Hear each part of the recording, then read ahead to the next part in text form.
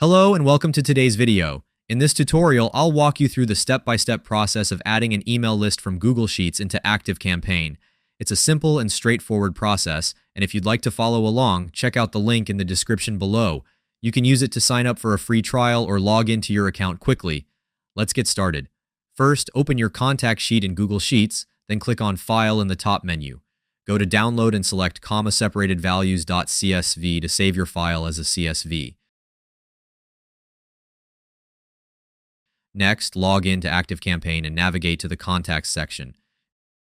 Click on the Import button, then choose Import from File, CSV, and select the CSV file you just downloaded.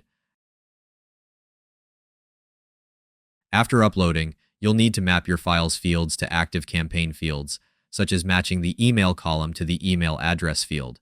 Once you've mapped the fields correctly, scroll down and click Import Now to start the process. Your contacts will begin importing, and once completed, you're all set. I'm offering a free email list building course in the description below, where you can learn how my team and I generate $3,493 in commissions while growing our email list. The training is completely free right now, so don't miss your chance to check it out. If you liked the video, then please give it a thumbs up and be sure to leave a comment if you have any questions. Thanks for watching.